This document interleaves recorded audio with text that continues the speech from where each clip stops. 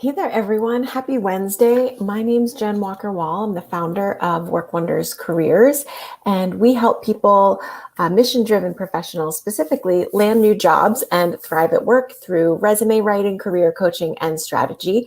And you are watching one of our semi-regular, almost weekly pep talks here on LinkedIn Live, where we try to offer super actionable insight and advice for professionals and job seekers. We know that navigating the ups and downs of the job search process and career growth can be overwhelming, and it can also be really, really isolating. So we love to bring people together in workshops and webinars and group programs, but also in LinkedIn Lives so that people can share their experiences, resources, and knowledge with one another and have a little bit of community for their career development. If you're interested in learning more, you can visit our website at workwonderscareers.com.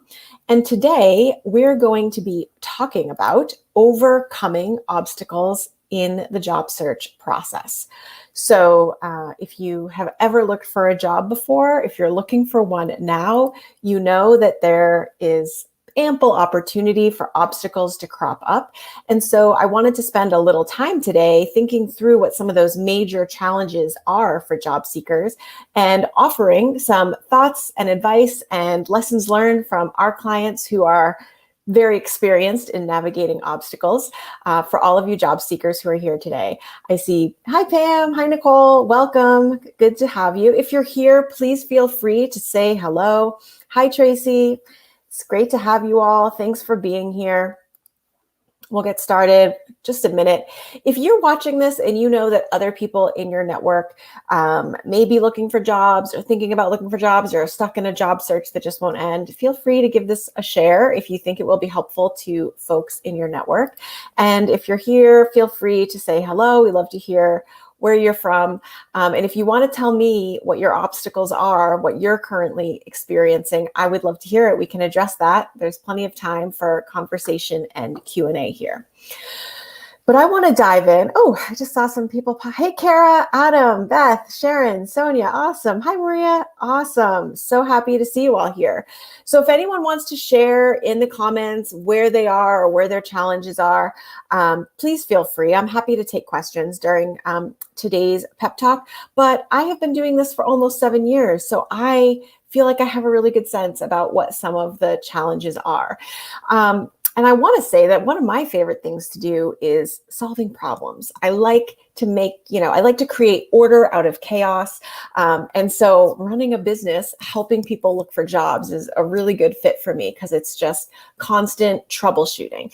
And so I think if you don't know what to expect or you just haven't seen enough people look for a job, you as a job seeker may not realize like there are challenges abound in this process. And it doesn't mean that you're failing. It doesn't mean your job search won't be successful. It doesn't even necessarily mean that you're doing anything wrong.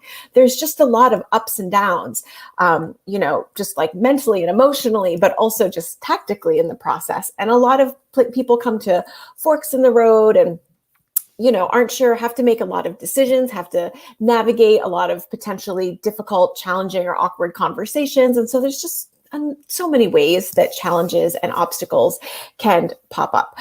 So what I want to do is I've consolidated several significant obstacles that I see for job seekers. And what I want to do is just kind of walk you through what we might do if you are a client working with us here. So I'm going to keep an eye. Oh, hey, Lucina. It's so nice to see people. Thank you all for being here. Okay, so let's dive in because the first one that I want to talk about, the first challenge, and probably what most people come to me and say is that their resume is not generating any interviews. They don't actually use that language. So usually they say they just hear crickets or they have thrown their resume into an internet black hole. So perhaps this is like more how you would describe the problem.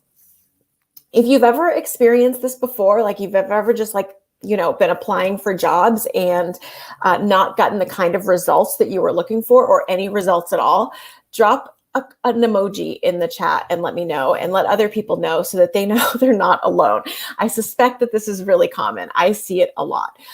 Now, once you get started in the process, in the job search process, and for me, that means, setting yourself up for interactions, Getting your resume out there is a very good step, but having it actually work for you is another piece of the process. That's going to require some strategy. So I want to share just a little bit of perspective on what I think people should be looking for if they're actually applying for jobs and want to know, is my resume working for me? It's very normal to not hear back about every job, especially right now. There's a lot of job seekers, and sometimes people can move forward with their searches quickly because there just are so many candidates applying early on. So there is some level of silence or crickets involved in this process, and that is such a bummer. I know it's a disappointment. It's hard to make sense of it, but it is just kind of part of the process. I want to ask those of you who are here, though, if you're applying somewhat haphazardly, even almost very selectively, which I generally endorse as a strategy. But if you're only applying to a job here or there, every several weeks or few months, or if you're applying to jobs constantly, all over the place, maybe dozens a week, and you're not hearing back, here are some things that I want you to consider that may help you really kind of get more traction with your resume. Because by the way, we do see people get traction with their resume. I know a lot of people think networking is the way to go. They're not actually mutually exclusive strategies, and I'll say a little bit more about that later. But we spend a lot of time working with people on their resumes, so we see people get traction this way. So here are some things to really think about. You may need greater consistency in actually getting applications out there. Applying to one job, the first job, is so huge. We celebrate that in our community. That's a big deal. But it's also really hard to just put all your eggs in that basket, right? And so we want people to try to be consistent in getting applications out. And a good sweet spot is often 1 to 4 jobs a week for a few weeks in a row for our clients. That's where we can, after a few weeks, really start to see people get some traction. You may simply just need more opportunities. You may just need to apply for more jobs.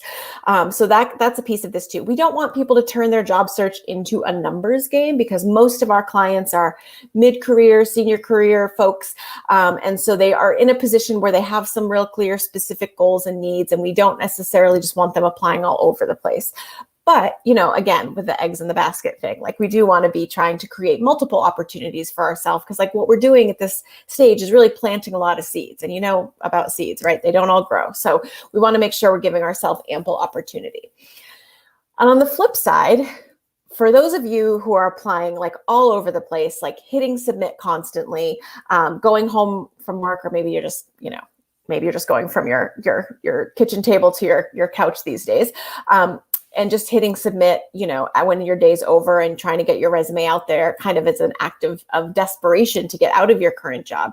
Sometimes having fewer applications can be a lot more helpful, and specifically fewer but better applications. So if you've watched my lives before, and I see a lot of familiar names and faces here, you know that I spend a lot of time with my clients trying to help them optimize their resume. We teach a summary of qualification strategy. We give feedback on their resume drafts that they are working on for specific jobs, and really help people align their resume to the job at hand. Now, you may be saying to me, Jen, that sounds exhausting. It's going to take too much time. I don't want to do it. And I hear you on that. It absolutely takes time.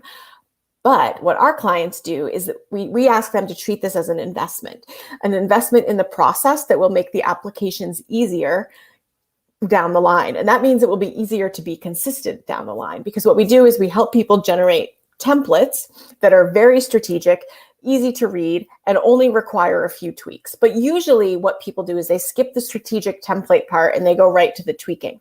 And sometimes the tweaks alone just aren't enough to really stand out online. We really don't want people sending out resumes with a ton of generic language. We want you to be speaking to the people who are doing the hiring for that role.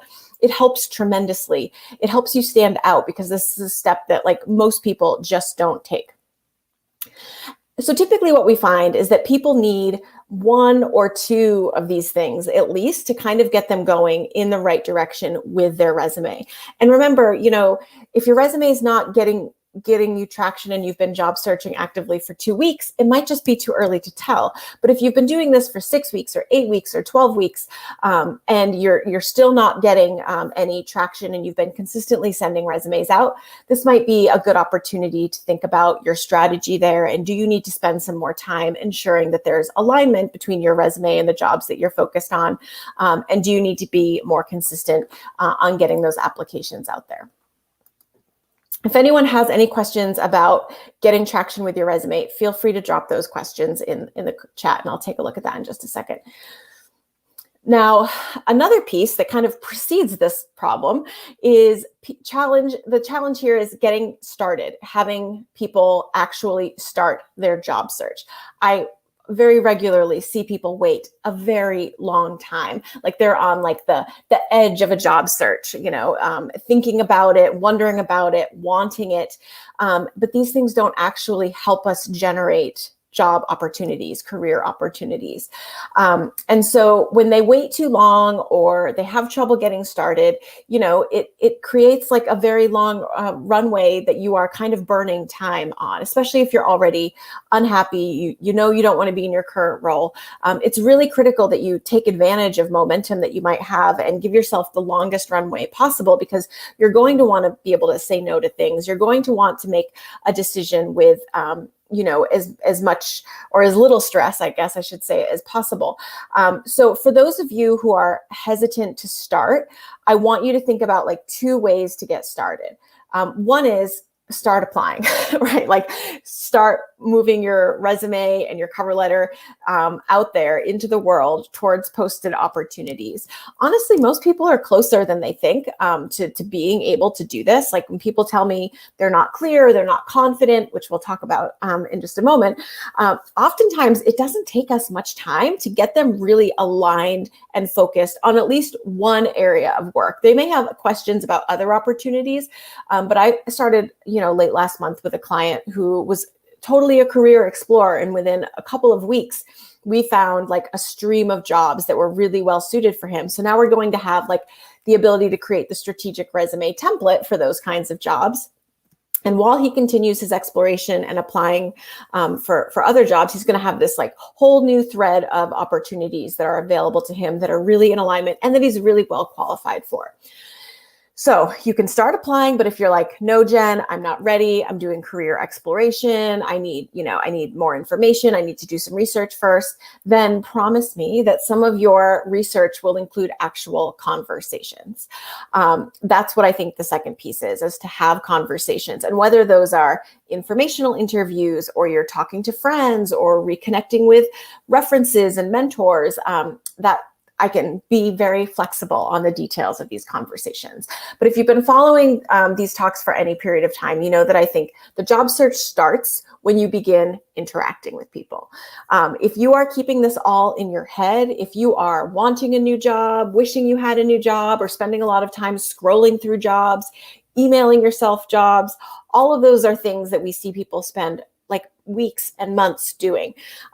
But that's not what gets you the job. And so I don't want people to confuse spending a lot of time wanting a new job with what it takes to actually get a job that's a really good fit. So try to focus on things that set you up for interaction. That can be things like I said, actual applications, informational interviews, sharing sample jobs that you're intrigued by with people in your network and asking them to keep their eyes open for any, possibilities they see that might be a good fit for you, asking people for an introduction. The kinds of activities that don't help are just like the thinking and the wishing and the wanting and the scrolling. So if you're not setting yourself up for interaction, you're not really engaged in a job search. So you can use that little metric to kind of think about where you are and figure out how to move yourself closer and closer to that actual search. And just a little piece here. There's a lot of people who treat this as like a precious process. And I get I want your resume to be aligned. I want your resumes to be strategic. But there are two pieces to the job search from my perspective, from where I focus on. One is the strategy, right? Your aligned resume. But two is the behavior, the submission of the resume, the actual revising of the resume. So there's always two things we're trying to change with our clients, which is what they know about how to stand out in the job search process. That's the strategy, and the behavior. And the thing is it's a lot easier to teach someone how to write a resume than it is to get them to be in the habit, when they're busy people, to carve out time to work on this.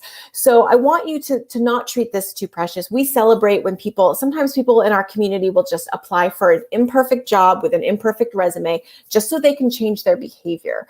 And that can be a really powerful momentum generating, and also like a deep commitment to yourself, like a willingness to say like, okay, none of this is perfect. I'm going for it anyways, and I'm going to learn and improve as I go.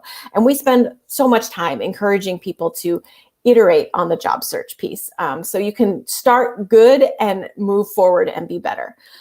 Lucina, I love Lucina. Jen is 100% right. Let's just put this up here because I like that. I'm going to show this to my husband after today's pep talk. Just print that out and put it on our fridge.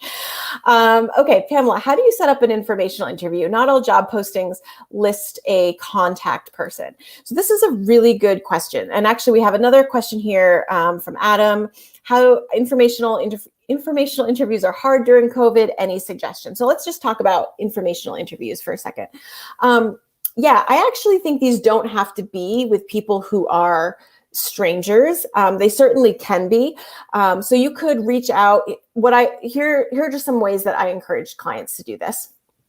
One is to reach out to people, kind of reverse engineer who you think the hiring manager or the teammates might be for the kinds of roles that you're interested in. And then I would just ask, like, hey, my name is Pam, and I, stumbled across your company, and I'm really fascinated specifically by the work your team does. I would love to learn more about it as I'm kind of exploring a possible career transition. Would you be willing to hop on Zoom for 20 minutes and share with me a little bit about, what you've done, what your experience is, and what you look for when you hire people to join your team? So think about something like that. So that's the stranger option, right? Like if you're reaching out cold. But another way to do this is to look through your connections and your second and third degree connections here and start to see if there are people at organizations that might be helpful for you, where you could kind of ask for an introduction. So I would not try to necessarily go through formal HR for this. I would try to do it on LinkedIn, do it independently, and see what kinds of results that you can generate. People have good luck in general reaching out cold, but good luck is still like a 70%. Someone said 5 times, and so far crickets. So, I would keep going. I was going to say like between 5 and 7, yeses out of 10 was actually what I was just about to say. And I actually think that's good for strangers. To Adam's question, like this is hard during COVID. I just want to say it is super hard to do this during COVID for a lot of people. People are working from home. They have kids at home. They're worried about their family. And I know things are, kind of moving in a better direction. But I do think that it makes a big difference in whether people are able to be accessible. So here's something I encouraged people to start including in these kinds of messages last year, which is, I know this is a difficult time. And if now isn't the best time to connect, feel free to let me know a better time, 3 months in the future or after the summer, and I'd be happy to reach out and connect then. Give people an out, because I think that increases their chances of engagement. Not everyone is going to be available or accessible or have the bandwidth for us right now, but that doesn't mean that nobody will. Let me just come back to this. I'm trying to think if there's other pieces around this specifically. So I would say another option you could give people when you're reaching out is like, I'd love to speak by Zoom, but if that's not going to work for you, would you be open to me sending a few questions over by email? Like it may be that just like syncing up your calendars is the challenge for people. And so there may be an opportunity here to just like connect over email and send some questions that way. And you could still get some helpful information. You could ask for other people that you may connect with virtually. So we've had tons of clients like do Zoom chats and, phone calls. So it's obviously not quite the same as showing up on site, but a lot of people aren't really doing on-site interviews in general anyways. So I think this might be just kind of good practice for the virtual interview phase. All right, so let me know if there's any more questions about the informational interviews. Oh, thanks, Nicole.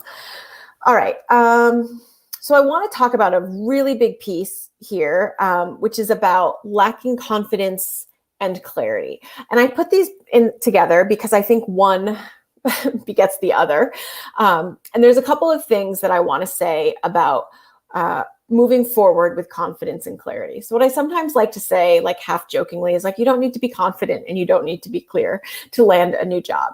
But it really does help to have a little bit of confidence and a little bit of clarity. And so I want to talk about how we can start to generate that for ourselves, even at the beginning of our process. It's kind of easy to be more confident when someone gives us a fantastic offer, but like there needs to be a little something at the beginning of the process to get us going. But it doesn't have to be like it doesn't have to be, you don't have to be without any self-doubt at all in this process. Like a little self-doubt, a little concern, a little uncertainty is just inherent in all of this. We never know if you're going to enjoy a job when you're applying for it. We're simply treating the application process as a chance to learn more about that opportunity, to see if we would like it. So make sure you're not setting yourself up to be confident about any decisions before you're actually being asked to make a decision is a big piece of this process, but I'm getting ahead of myself. So the first piece here is that we really want to do the proper preparation for the job search so that we do have enough clarity and enough confidence to take the next step. That's really all I'm asking my clients for, is like, can we take one step forward? So let me give you an example. Spending some time getting really clear about what you're proud of, what your contributions are, what you're bringing to the table, and also getting clear on the kinds of roles that are intriguing to you and looking for some consistency in like themes and experience and skills that you'd be using. It doesn't mean that every job has to be exactly the same. It doesn't mean that at all, but you do want to kind of understand, well, what skills and experience am I leveraging and positioning as I'm going through the job search process? That's enough. That's enough clarity. Some people think clarity is certainty, and those are two different things. So I don't want people to get confused. A lot of times on consult calls, people will tell me, I'm just not clear. I'm all over the place. But when I hear them talk, they say, I want a better boss. I want a mission-oriented company. I want to be able to contribute more strategically and at a higher level. That's clarity. So if you have insights about your goals and your target job, like write that down and change the story to, I don't have a total picture of what I want, but I have enough to get started, because you can start to align those kinds of desires and your experience with job opportunities. And you have already everything you need to start really applying for those types of things. So I want you to keep that in mind. I have another question here. How long after applying do you reach out? I assume this is about the informational interview piece. I would say my clients who are watching will know that I always say, reach out before the job is posted. That's the best time, is to have like an established relationship before the job posting is actually active, which requires, a lot of luck or a little bit of strategy, depending on how you think about it. If you have already applied, I would just send a message. But I also think that depending on the kind of company, like and what their policies are, they may or may not be able to reach out to candidates outside of the hiring process. So I would go ahead, if you really want an informational interview once you've applied. You can certainly request one, but I wouldn't be surprised if they didn't, move on that quickly, because at some point they're going to just start actually interviewing people. Another thing I've encouraged clients to do is when they applied for a job but didn't get it, or assume they didn't get it, is to reach out then and say, I hope you found a great candidate for this role. I was really fascinated by the work you all are doing, and I'd love a chance to learn more and speak with you about, the work that you're doing. So you really have a before, during, and after option here, and you can kind of take what you need depending on the job. Okay, so yes, just to sum up on the confidence and clarity piece, you don't need a job title or a company to consider yourself clear. If you can name 3 to 5 things that you really want a couple of things that you want to give up, and 3 or 4 things that you have to offer, you can have a job search. You can have a successful job search. You'll be constantly kind of refining and revising this list of things that you want as you go through the hiring process, right? As you start to interview, as you start to have conversations and learn more, you'll get clearer and clearer. And so by the end of the process, we do want you to feel excited to say yes to something, right? That's the goal. But if you're feeling really nervous right now, that's normal because you just don't have enough of that information to make that kind of decision.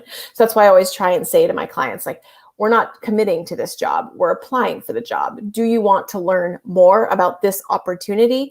Is the question you need a yes to in order to apply. You do not need to answer, would you accept this job if it were offered to you tomorrow? So just keep that in mind because sometimes people put a lot of pressure on themselves to be very certain about things right up front. And that's just very rarely the case. All right, I want to talk a little bit about competing priorities because this is a huge obstacle. In fact, when I started working with people, it was clear that this was probably the predominant challenge. And I think that's why, like I said earlier, we work on challenge and we work on behavior. And I think behavior is really a result of all of these other commitments and responsibilities and obligations that our clients have in their life, whether it's a job, a family, seeing friends, having a life, taking care of themselves, working a job with really long hours that leaves them, or even just not even long hours, just leaves them feeling drained.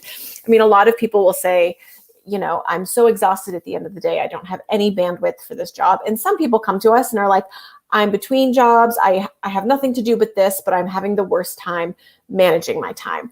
So helping people manage their time and energy is like, I swear, like 85%. It's like 15% strategy, 85%, trying to be consistent and carve out time and space for you to prioritize your job search. So what do you do when your attention is simply pulled in too many directions? So I want to say again, this is normal.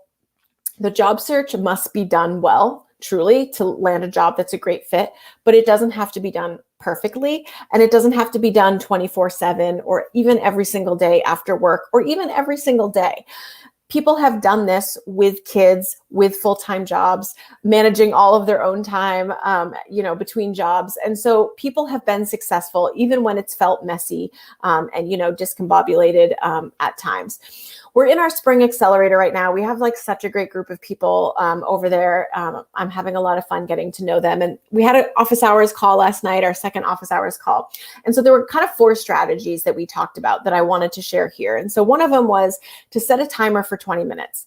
Like, would it be nice if you had, 90 minutes to work on your resume and job search? Yes. But if that feels hard, or if you just can't concentrate for that much time, set a timer for 20 minutes, get super clear, pick one task, write a summary of qualifications, submit this resume, email someone and request an informational interview. Just get super clear and use small blocks of time. This has worked for many of our clients in the last several years.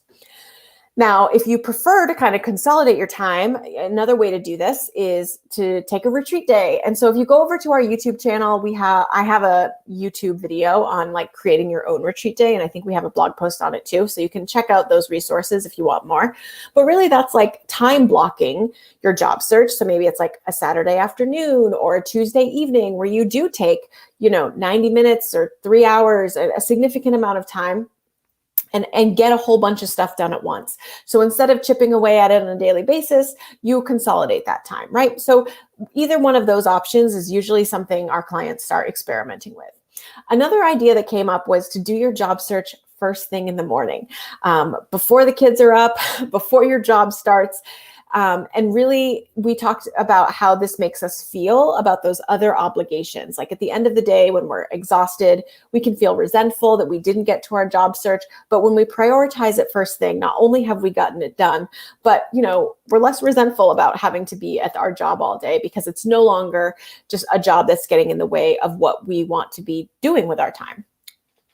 And the fourth piece of this is that I can't stress enough how important it is to just give yourself permission to pause the job search once in a while.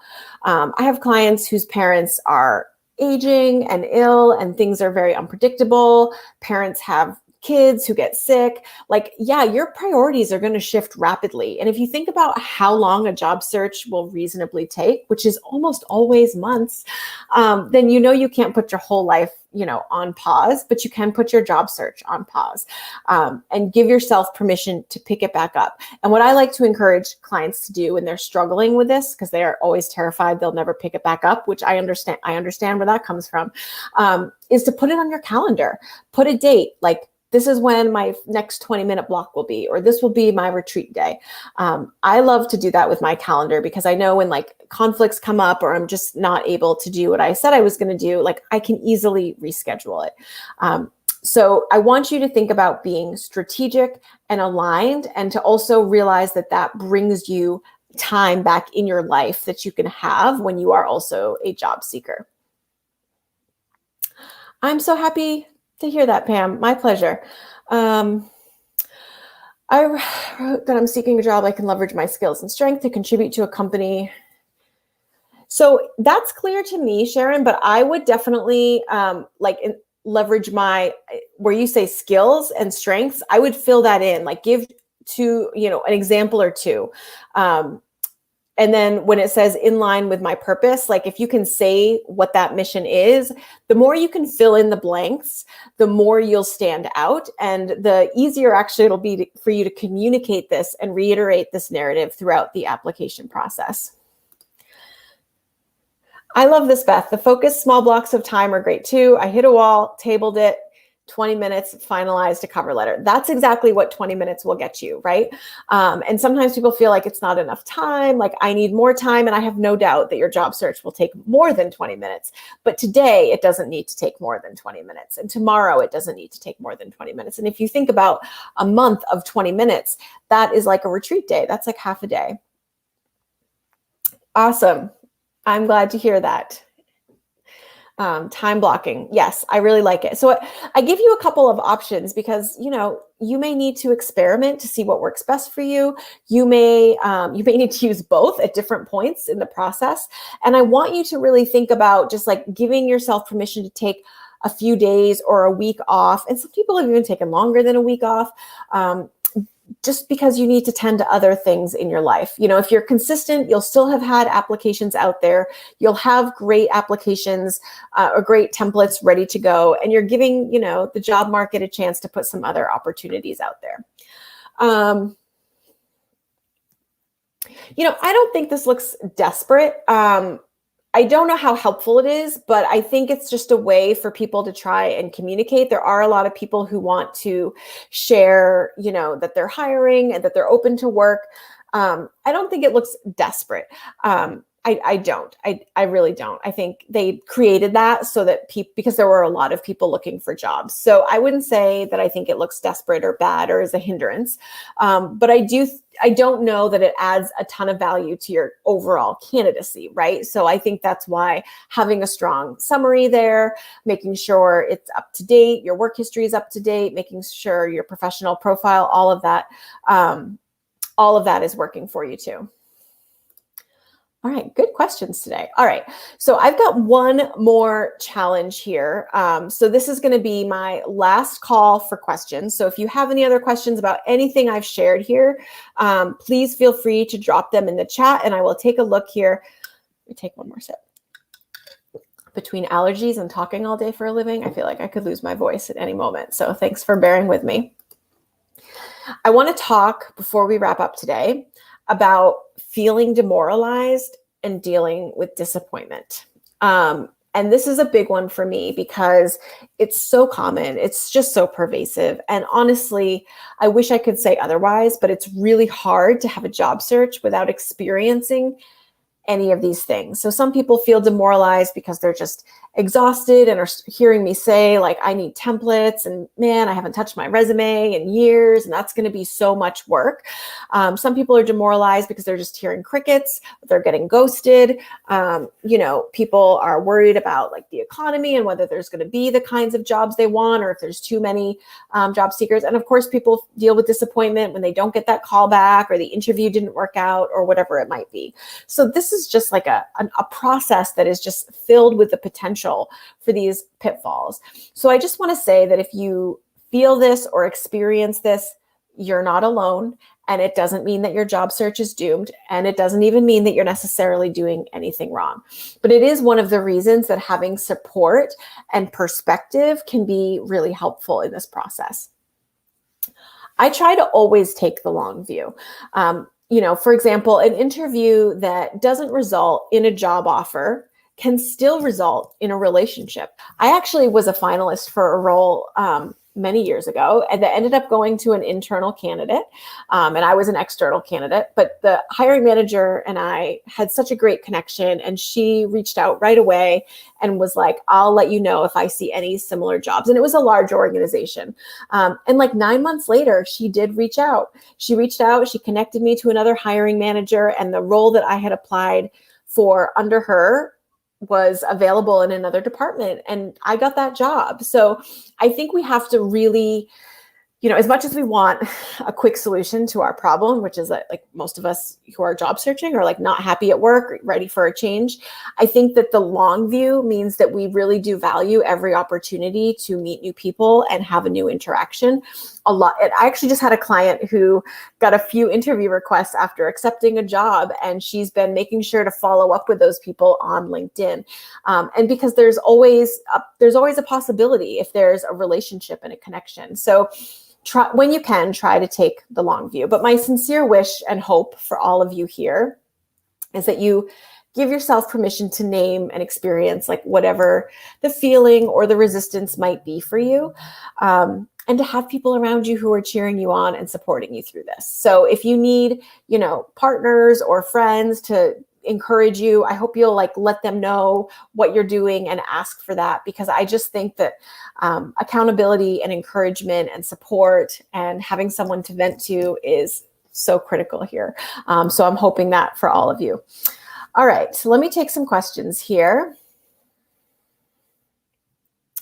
Yeah, I think this is okay. I mean, when I say before applying, I mean before the job is posted. Like, I always joke that the best way to get a job is to know the hiring manager. So that's what I mean when I say this. I think before or after is fine. I don't think it makes a difference. I think most of the time, this doesn't necessarily make a difference so much as your resume does, although maybe reaching out to the recruiter would cause them to look at your application in the applicant tracking system. This is another reason it's really good to have resumes that reinforce the narrative we're putting forward. LinkedIn profiles that reinforce the narrative we're putting forward in our resume. What are your thoughts on cover letters versus no cover letter to companies that you have applied to several positions? I really like cover letters. I think every career coach everywhere likes cover letters, but let me share why. I think a lot of people apply for a lot of roles at the same company. Like, I was shocked, and I was hiring faculty, so it actually doesn't make sense for people to apply for different kinds of faculty roles, because generally you belong in one department or another. And so I think what's important for job seekers to know is that a lot of people are not taking a lot of time to pay attention to the roles they're applying to and properly customize. When you do these two things, you are in the top 10% of candidates. I can almost guarantee it. And so when you have a chance to apply for different roles at the same company, I want my clients, to the best of their ability, to make the best case for their candidacy in each instance. And cover letters are another way to do that. And it's a way to explain why you're applying for the role A, and it's a way to explain why you're applying for role B. And I think taking that step can be really helpful. And yeah, I think this is really important. We're not going to be the right person for all the jobs that we want to be. But that doesn't mean that the opportunity to explore that isn't still extremely helpful and fruitful for us in the long term and the short term as well. All right. I'm not sure if there's any other questions here. If there are, feel free to drop them in the chat. If anything I shared today resonated with you, I want to invite you to consider joining us in Work Wonders & Co. We are having open enrollment until the first week of June. So you can go head on over to our website. Make sure you're on our mailing list because we're going to be sending out some information so people can get registered if they'd like to join us. But also you can book an assessment call with me, and we can chat about your job search and see if our program and community for job searchers, job seekers, is the right fit for you. Oh, thank you, Lucina. I really appreciate that. I feel like they're not one way, Lucina. I feel like I'm here talking to you week after week. I also have another pep talk happening next week. Nicole, if you're here and you still, if you're still here, if you want to drop the link in for next week's pep talk, I'm going to talk about jumpstarting your job search. So for those of you who are maybe kind of on the edge of the job search, that might be a really good one for you to check out as well. Kathleen, you can actually manage these settings. It's very possible that you click that. There are some, you have the opportunity to click those. Awesome. Oops, did I miss anyone? How do you figure out who the hiring manager is if they won't tell? It's not on the job post, and I tried. So I'm not sure if you're asking just for the sake of your application, but I would say that's not a deal breaker. Like, you don't necessarily need to know that. If you can't figure it out, I actually think just saying like, "Dear hiring manager," is a perfectly fine way to write your cover letter. Okay. Thank you, Nicole. I super appreciate that. We'll add that link and make sure everyone gets invited. All right. Thank you all for joining me for another pep talk. I hope the rest of your week goes really well. I hope the sun is shining where you are, and it's like, it's warm enough here. I'm not going to complain about the weather now that the sun's out. Thank you for being here. Thank you for your questions, and I hope to see you at another pep talk soon. And in the meantime, good luck with your job search. Keep us posted on how it goes. Have a great rest of your week, everyone.